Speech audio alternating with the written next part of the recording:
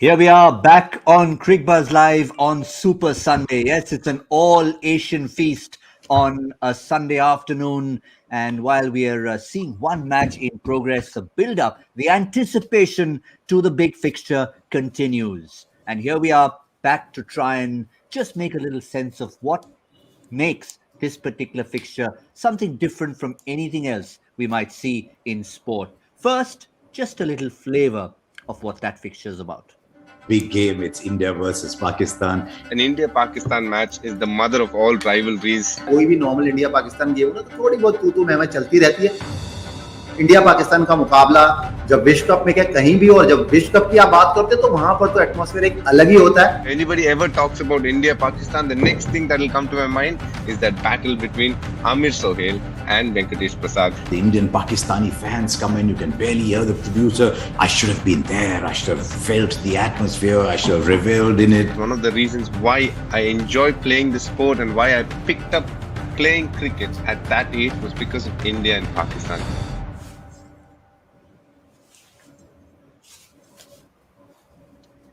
Yes, on paper it might just be Super 12. On paper it might just be the opening match for both sides as far as the tournament is concerned. But that really doesn't matter because it's all about what these two teams are all about. Discussing that with me and so much more as we build up to India versus Pakistan, coming to you from Dubai in the house on Cricbuzz Live, Zaheer Khan and Dinesh Karthik. Gentlemen, at the very start, we mentioned it's not just another fixture, and let not anyone fool you. But now, as the anticipation gets closer, DK, do the butterflies tend to increase as you sort of get to the ground, get off the coach, music in your ears? Most definitely. I think there's going to be a lot of excited young cricketers there. A lot of them playing their first India vs Pakistan match. So it's a different fixture altogether. There's been a lot of build-up these days. Everybody has a phone, and most importantly, most of them are on social media. So they would know there's a lot of hype to this game. Everybody's speaking about it. So they're very well aware that what it is, what's going to happen. Yeah, Zaheer, they used to talk about... Yeah, go ahead. No, I think, as youngsters, obviously, when you're coming forward to this match, you've seen a lot of India-Pakistan games. You're looking forward to this game. So it's going to be a great game, I'm sure. Yeah, I'm glad DK mentioned the youngsters, Zaheer, because for veterans of an India-Pakistan clash, it's very different. But for someone doing it for the first time, no matter what your cricketing skills be, you might be sublime at that. It's the other aspect of it that you'd want to tune in, and that can't be taught to anyone. It's an experience for sure. I think, everyone should be looking forward to it. And, the excitement around the game and just basically the whole energy around it. So they're definitely going to remember this experience for years to come. And no one can really teach you about how to go about it. It's something which you got to feel as a cricketer, and it's going to be a good one. It doesn't matter how the game goes. I think this experience is always going to stay with you.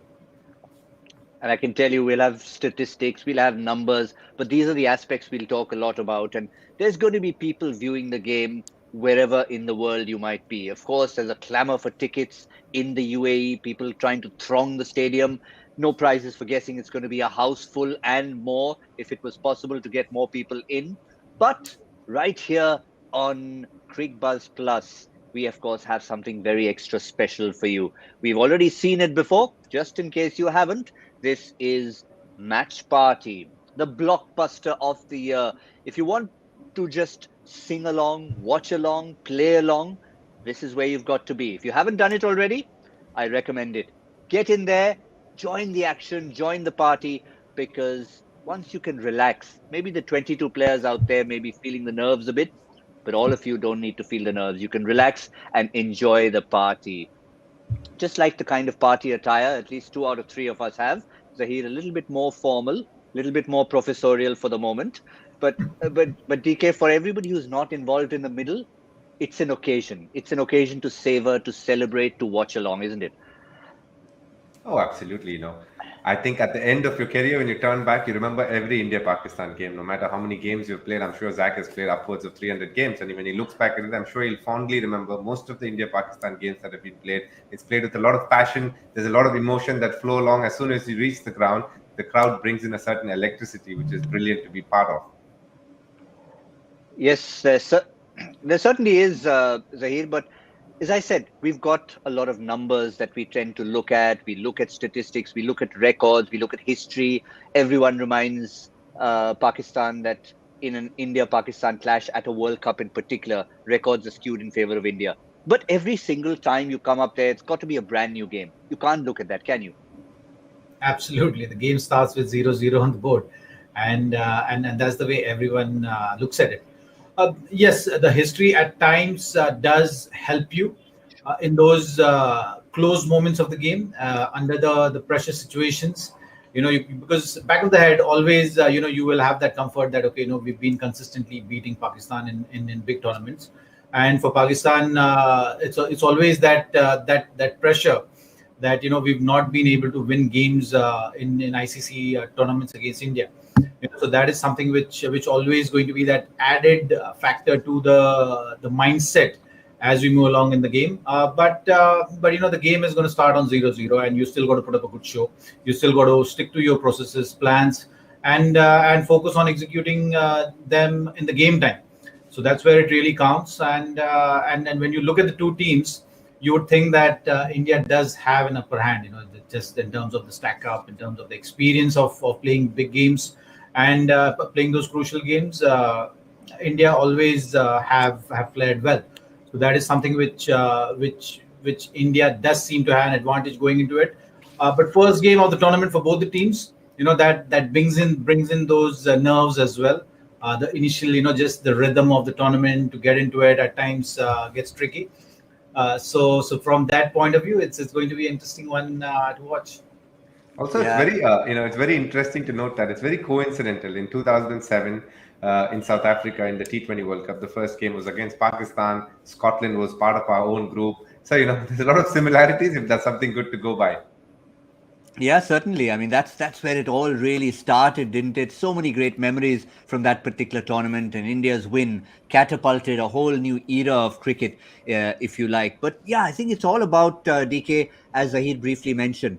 You can have all the skill levels you want to, but if you stack up the two teams, you want to see which side has more experience, and that just might end up counting for everything else.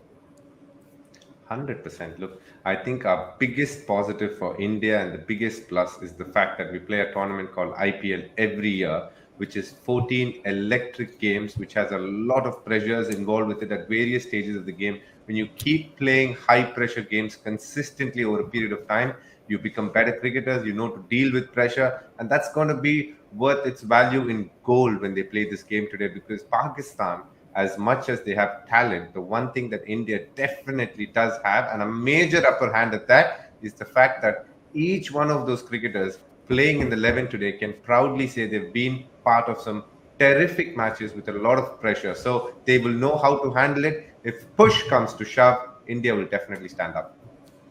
Yes, that experience you can't really buy. Toss coming up in a few minutes, but before that, let's just have a look at the squads and see how these names might be imposing on themselves on one another.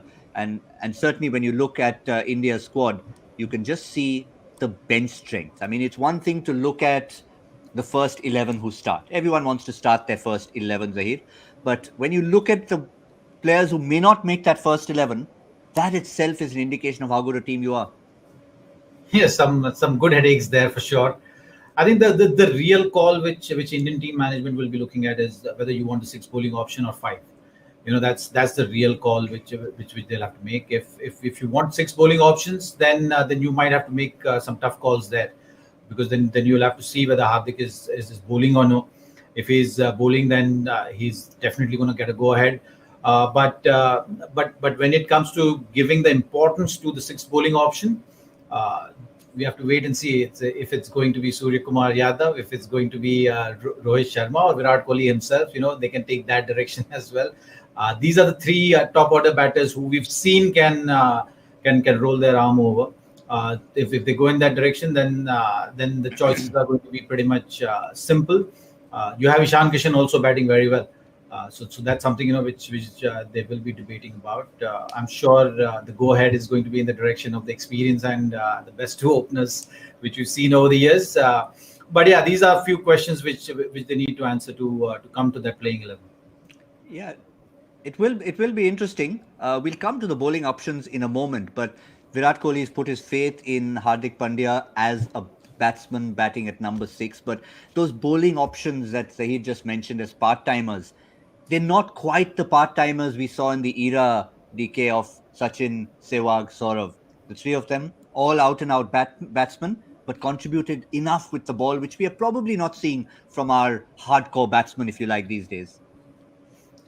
I think that's a testament to the fact that our regular bowlers over a period of time have always bowled well consistently. And our sixth bowler in a lot of the occasions has been Hardik Pandya, who's very good at that skill as well. He's consistently bowled for Mumbai Indians and IPL as well. So, he's a proper bowler. So in the T20 format, we've not had a problem. Now that Hardik's bowling is a bit of an issue, I think obviously, if need be, they will go to Virat Kohli, or I don't see Surya Kumar bowling, but maybe Virat Kohli or Rohit Sharma is how far I would go.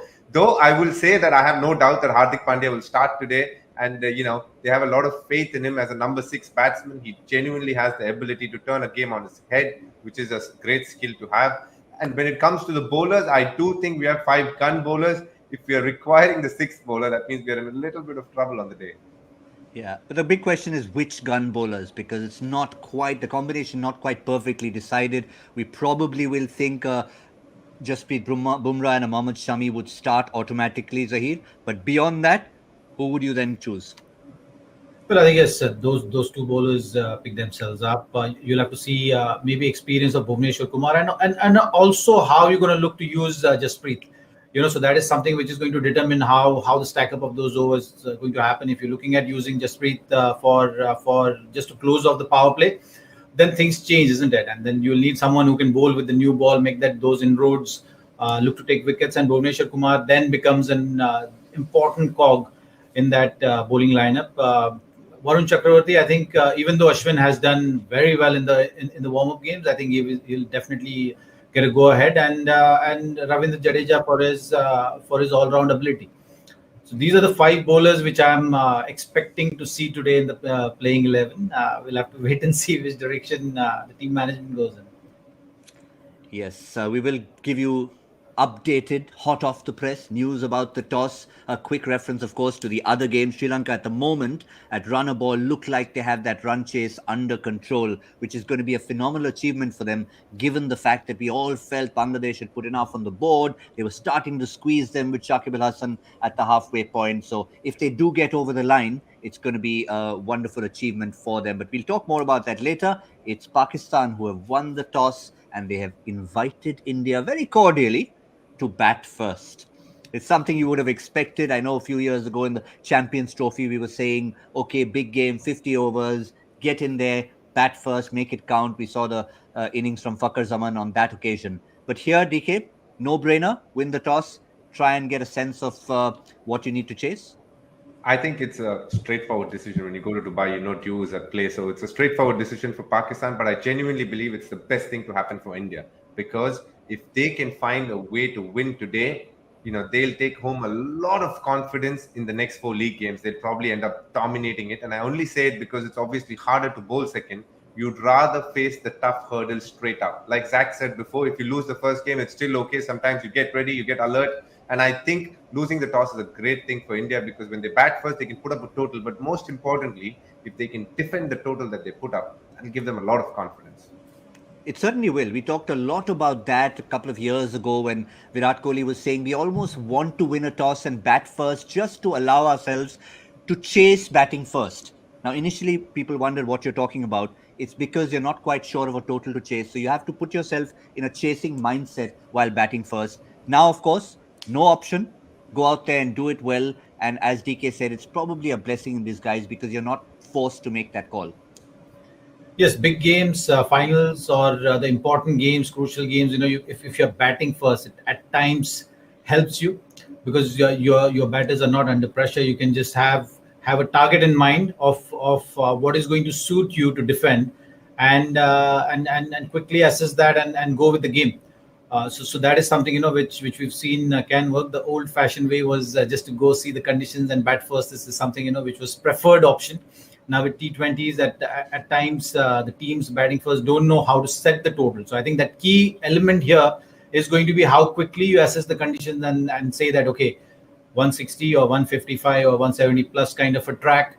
Get that communication going back to the dressing room with the batting unit. Figure those things out. Get to that total and then back your bowlers to defend that. You have more than capable bowlers to defend any kind of total. When you have Jasprit Bumrah on song, that you can defend any kind of a total. So those are the things I think Indian team needs to be watchful of right now. Just assess the conditions quickly and move on with it. Yeah, we will, of course, bring you the team very, very shortly. Shardul Thakur is one of the names we felt would make it to the 11, but what I'm hearing at the moment is he's not in the 11. We'll update you with that. But DK, again, just to finish off on the toss, Virat Kohli didn't do a Mahmudullah. He didn't sort of say that, no, we would have wanted to bat first anyway. He admitted, I'm not unhappy batting first, but we would have bowled first had we won the toss. I think that's spot on, isn't it? I think it's very rightly put. I think he shouldn't be unhappy batting first because it's not in his hands. But I think he would have bowled first is a given because the conditions in Dubai dictate the fact that dew might be a factor, and hence bowling first is obviously the safer option. Yeah, now remember, Pakistan had announced their 12 ahead of the game, so it was just one choice, and we did feel the choice was between Asif Ali and Haider Ali. And that is, in fact, what's come true. So the 11 that Pakistan will go with is with Asif Ali making his way ahead of Haider Ali into that 11. So plenty of youth and experience. I know it sounds like a cliche, Zaheer, but that is what you have. When you have someone like a Shoaib Malik, Asif Ali with some CPL experience coming in, there is a dichotomy between some of the old men in that side. When you look at that batting order, the tactics, you can feel it's clear. Your top order batters, the youth is going to go strong. They're going to look to just dominate that first phase of the innings, and then you have experience of Hafiz and Shoaib Malik to control things in the middle, and then add power at the back end. So that's something which clearly seems to be the plan. Looking forward to see Shaheen Afridi as well. He's one bowler which has impressed me a lot. Has been consistent with his ball. So I think the main battle right now is going to be the power of openers which Indian team possesses, and how Shaheen Afridi goes with the ball, whether he's swinging the ball or not. So that first contest is going to be a very crucial one. Yes, that contest we'll talk about. Let's quickly turn our eyes to the men in blue and what they've finally gone with. Yes, as you can see, Shardul Thakur doesn't find his way in the lineup. Neither does Ravichandran Ashwin. So it's Bumrah and Shami to be joined by Bhuvaneshwar Kumar. And then, of course, the expected spin duo of Ravindra Jadeja and Varun Chakravarti, who's been sort of held back a little bit, not letting anybody get a good eye in on him, DK. Other than Shardul Thakur and Bhuvi coming in that spot, I think pretty much the other 11 fits in for you. Absolutely. I think it's a bang on perfect 11. This does suggest that Bhuvi and Shami will bowl with the new ball, which is a good thing. Bhuvi swings it. So it's good for India. If he can bowl well, there are not many better bowlers with that kind of control. And most importantly, he has a cool head. So he's a solid guy to have in your bowling arsenal. I think the rest of the 11, you can look at it and you can say that easily that India is one of the favorites to move forward in this tournament. They have a pretty gun batting order and a batting that is pretty deep up to number 7, which is very good. So it's going to be a very interesting game. The fact that Pakistan has won the toss is, obviously thrown one punch at India in many ways. So India is now to fight back when they bat.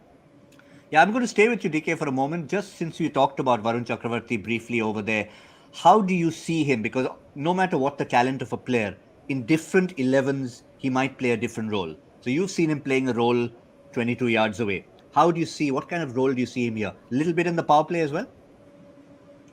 And I'm not sure if he's going to bowl in the power play, but he's very good in the power play as well. India has good power play bowlers. They have Bhuvi, Shami, definitely Bumrah. And on top of that, if they need be, they have two right-handers at the top. Maybe Jadeja will bowl, but I can promise you, Varun Chakravarti is very strong up front. He is very good. He's very confident. Knows his fields. Does his homework. He is very sure about what he wants to do. And in the middle, he can really put some pressure on the middle order batsman. And what's interesting is he's bowled a lot of overs between 17 and 19, and he's bowled pretty well there too. I mean, the word is pretty self-explanatory. He has a mystery about him.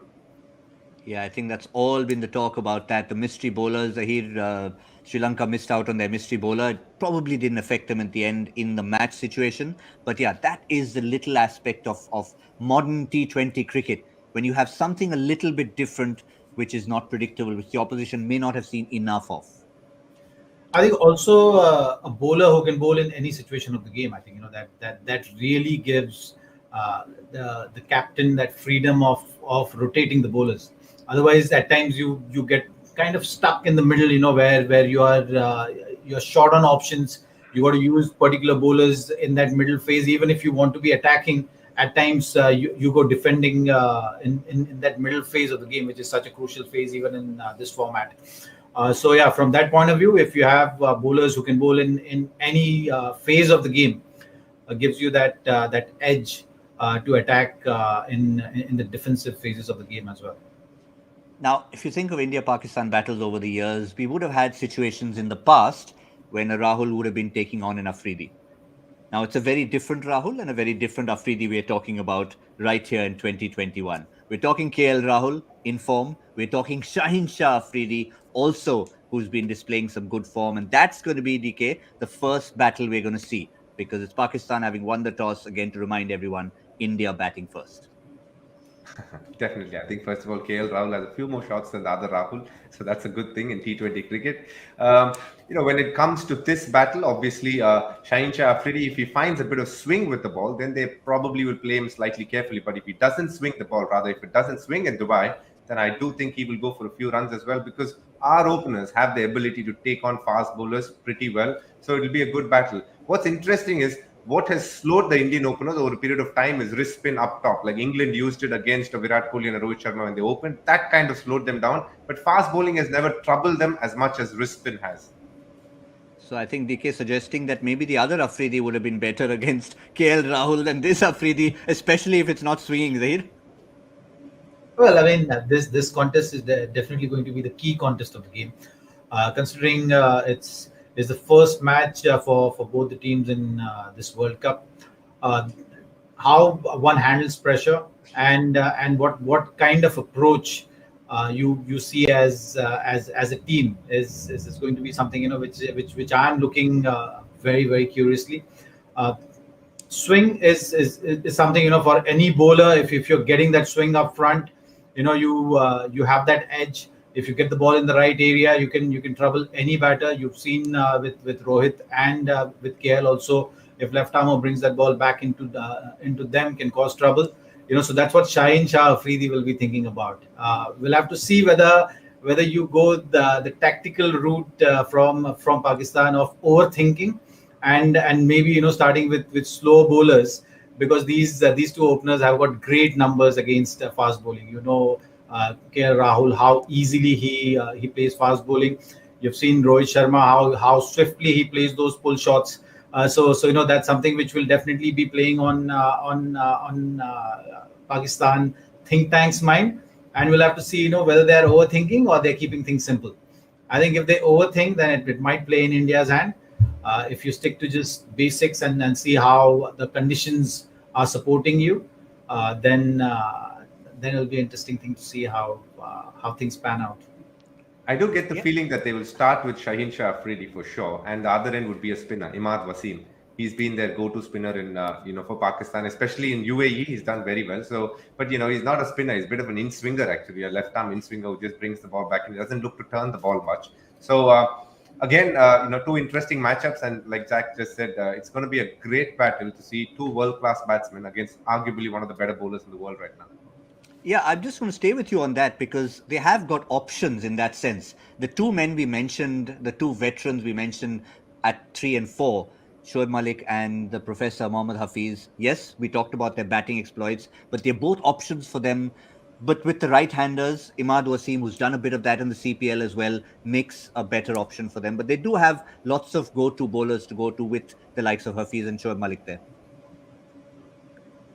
Yes, absolutely. I think Yeah. with options and having those all rounders is definitely conscious effort from Pakistan to include them in the playing 11s. And in this format also, it just helps you to have options as a skipper. So that is something which definitely is a luxury for the captain to maneuver his resources and then keep that variety going. You have two left-handers batting together. He can definitely sneak in a couple of overs of Hafiz there. So that's something which definitely will be a plan, and you have all rounders as well. So Hassan Ali is someone who will be used to close off the innings, but Shaheen Shah Afridi will be someone who will be used upfront to make those inroads into this strong Indian batting line. Yeah, but let me come to DK about VK, because it's always, I mean, anytime you talk about Team India, any format of the game, whether he's captain or not, whether he's going to be captain or not after this tournament, people don't really care for the moment. They want VK on the day, performing, getting some runs. Now, he is one person more than anyone else who'd love to put the last half of the IPL season purely as a batsman behind him. Yeah, I think he will accept that for the high standards he set over a period of time, he hasn't probably got the volume of runs that he usually gets. But what I did notice was he was batting towards the back end against us. I thought he started well, but he wasn't able to finish. Generally, when he starts, he accelerates through the middle and finishes off at an even faster clip. That was what he wasn't able to achieve. But you have to understand that he was playing two mystery spinners in the middle against Sharjah. So it was a tough conditions there. Though I will definitely say this, he is one guy who's always up for a big game over a period of time. He's consistently delivered for India. In the last 3 games that he's batted, he's not even got out. Goes to say a lot as to his character, his ability to constantly want those big moments. Every time he's training for these kind of games when he's pushing himself, when nobody else is around him. He's pushing himself because in these big moments, he wants to stand up and show the world who the top dog is. Yeah, and those figures said it, Zaheer. All those 3 in the history of this particular tournament, and in conditions that are not too dissimilar. Colombo, Mirpur, again, it's conditions that are not wildly different from what we've seen so far. Well, there is a certain thing with certain players, right? Like, if you're a big player, then the big occasions actually get you going. It doesn't matter what you've done in the past. It's just the occasion at times or the situation at times gets you going, because you're not thinking about what you're doing right or wrong. You just like to perform under tough situations and conditions against tough opposition, and that's something Virat has been doing right throughout his career. So that drive can take over in games like these, where you're not thinking about whether your technique is fine, or whether your errors are happening, those unforced errors. So I think with Virat, I'm thinking that these kind of games, he will just focus on what he does best, which is being aggressive. I think one thing which has stayed with him is that drive, that passion, and that aggression, and the body language on the field. So I think that has rubbed over the whole squad, and that is something which will definitely be helpful for him also individually in a game like this. Also, he's always been somebody, irrespective of whether he bats well whether he bats well or not, he wants to take their best bowler on. If he's playing Mumbai Indians, it's Jasprit Bumrah. If he's playing KKR, it's Varun Chakravarti or Sunil Narine. He wants that. He wants to impose himself. So today, I think even if an early wicket falls and Shaheen Shah Afridi is the one to get it, he will come out there wanting to smoke Shaheen Shah Afridi out of the park. That will be his approach and attitude towards it, which will make it very interesting to watch. Certainly will be, but one person who's in his lineup who pretty much has that line of thinking, come what may, Zaheer, and you've seen him up close and personal, whether or not he's bowling, Hardik Pandya, again, like with Virat Kohli, maybe didn't have the best time towards the back end of the tournament, but big game, again, he's that kind of person who'd get fired up for an occasion like this, won't he? Yes, he is an impact player, and I think for him it's very important, and for the Indian team also it's very important that power at the back end. Not many actually can really have that kind of authority there. to have the ability to hit sixes and just dominate that phase of the game. So from that point of view and India's point of view, it's very important that Hardik is in that kind of a mindset, and he's in form, hitting those balls out of the park, and also not really thinking too much about how his body is, or whether he's able to contribute with the ball or not, and all those kind of things. I think it's important that he focuses on what he has been doing well, which is hitting those crucial sixes at the back end and adding that power. Him, and along with him, Rishabh Pant, if they get going, then I think this side, if they can add that power at the back end, and you have the strength of the openers, it's going to be amazing a team to watch out for in this World Cup. Doesn't matter who they're playing against. Zaheer Also, I sort of feel sorry, answered. Gautam. Go Just ahead. when it comes to Hardik, just a point. Generally, he's very well looked after in most teams that he plays for. But someone who he considers his very close friend, or let's say just brotherly in many ways, like a brother, is MS Dhoni. So if at all MS Dhoni helps somebody, the biggest benefactor would be Hardik Pandya, because he's very very close to him. He really loves him, and they have a great relationship. And the fact that MS is with him in the team, I think, will definitely boost his confidence a lot. And apart from the team, that the whole Indian team will definitely get benefited around his presence. I think Hardik is somebody who will definitely feed off that energy that MS gives it. Very interesting point that DK brings up, and I just want to follow that up with one more point about Hardik Pandya. Zaheer briefly answered that from his perspective, having seen him in the dressing room. But tell me, just from a neutral perspective, from someone maybe who's not seeing him that up close, as an all-rounder, does it put a little bit more pressure on you, knowing that you're maybe not able to contribute with the ball? Are you walking out thinking, okay, I'm not going to be able to bowl, so everything I do has to be most important with bat in hand now? Definitely, I think there is no doubt about it, and also because those kind of options are not available with the Indian team, and that does change the balance of the side. So that added responsibility, I would say, added pressure is definitely there on Hardik. But the kind of personality he is, he's a very positive person. He will just look at what is in his hands and how he wants to contribute with the bat. Uh, Batting is something which has been of top priority to him, and bowling is something which has been an added thing to his cricketing skills. He's not a natural bowler. He was someone who just happened to be taking up bowling seriously, and hence he has been at times finding it tough to align his body to the demands of bowling, and he's still in that process of figuring things out where he can contribute with the ball and bat. But nonetheless, the Hardik with the bat as well is equally destructive.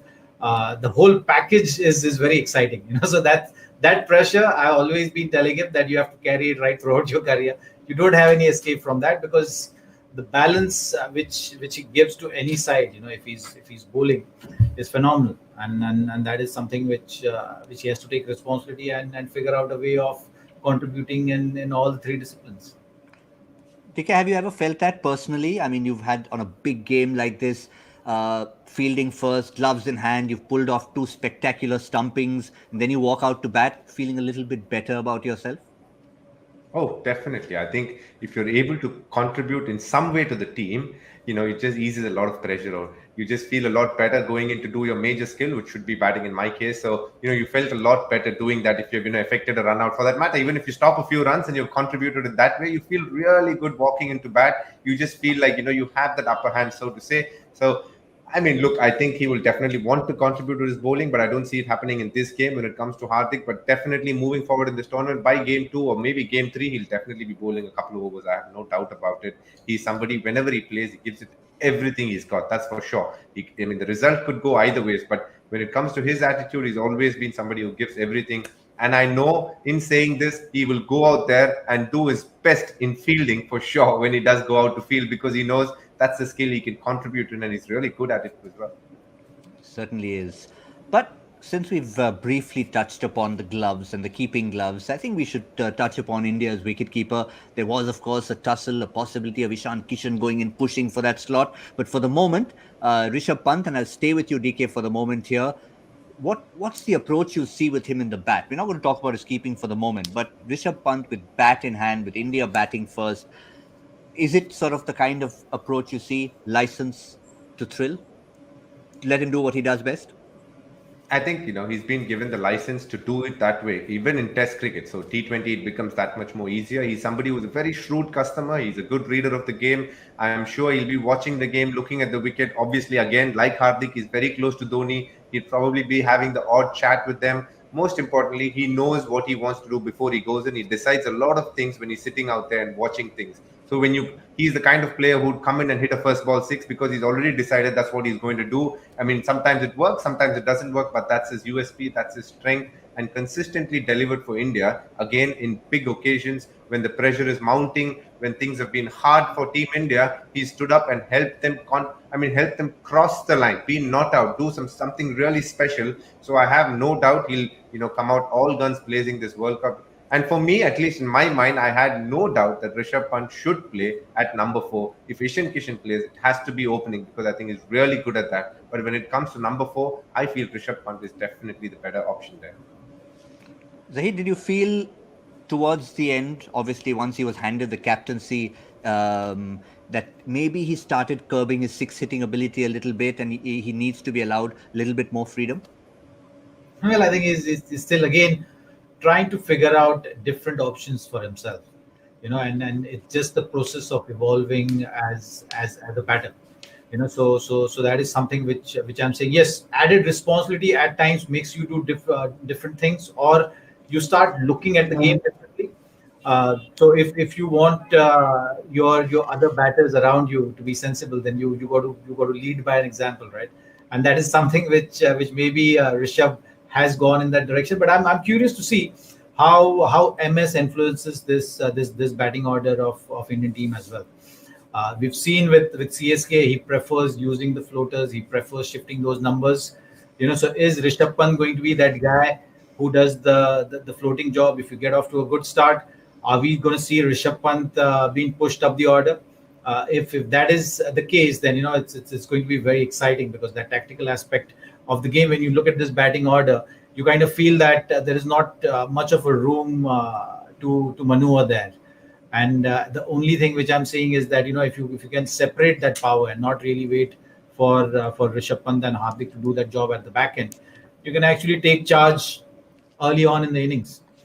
Whether that mindset is there in the Indian team think tank or no, we will know after seeing today's game and whether Rishabh Pant has been promoted or not, if we get off to a good start. Lots of options with bat in hand, batting order in hand. The M of MS Dhoni is now changed to Mentor Singh Dhoni. It's going to be fun to see how all these little battles play out within and against. It's a huge, huge game. Before we quickly get a look at the scores, I think everyone wants a quick reminder, just a brief reminder. We'll assess everything at the end of the day. Sri Lanka have in fact gone on to successfully complete their run chase with 7 balls to spare. An outstanding effort from Asalanka, who stuck in there, and Rajapaksa picking up 53 of 31 towards the back end, and Asalanka getting 80 of 49, and importantly unbeaten at the end, steering them through. Good run chase, 340 runs there, and I think that's going to augur well for Sri Lanka. Bangladesh will be thoroughly disappointed. We'll assess that later, DK. For the moment, now that we've seen Sharjah, the lower scoring of the venues, produce that, can we expect a high scoring game here, or is an India-Pakistan game sort of not beyond any rules? No, I do think it will be a pretty high scoring affair. It's from the looks of it, it looks a pretty decent wicket to bat on. So I'm pretty sure, we'll get scores in excess of 170. Scores in excess of 170. So, okay, fine. Since we are about to wrap up the show, let me just put you on the spot then. What is the score you're giving? Exact number, as we like it, for India, asked to bat first by Pakistan in a big, big pressure cooker encounter. 172. 172. There it is. 132 to 172 is a big jump, but that's the kind of total Indian fans will be smiling, because it looks like it'll be runs on the board and pressure. Enough for you, Zaheer? 172, or are you going higher? I'll go 178. I've been high volume whatever DK has been suggesting. So, Yeah. Oh dear. After seeing Sri Lanka game, I'm just adding that buffer a bit more. Fair enough. It's called insurance. Just add a little bit of insurance. 172, go to 178. Do I make Indian fans smile or do I try to be realistic? Let me go higher. Why not? It's throw everything at the game and bat the opposition out. 185. Sounds radical. Sounds like the kind of total we haven't had, but it's just theory. It's just a guess. We are allowed to do that since I have not been out there playing the game. I used to score totals like that when I played book cricket. I was very good at it, making sure I'd avoid the zero that would come to get you out. In case you've never played it, try it. I have few talents in that department. But we certainly expect it to be an absolute humdinger. We've built it all up. We will talk more about Sri Lanka, Bangladesh later on, but this is the one we've been waiting for. It's India who are batting first. It could just be a blessing in disguise. Put runs on the board and then 11 men in blue out there against two batters at a time in green. That's the dynamics we're expecting. Thank you, Zaheer Khan. Thank you, Dinesh Karthik. We, of course, will continue this discussion in the 10th over on Combox, in the mid-show, and beyond as we approach the end of this much-awaited clash. That's all on Cricbuzz Live.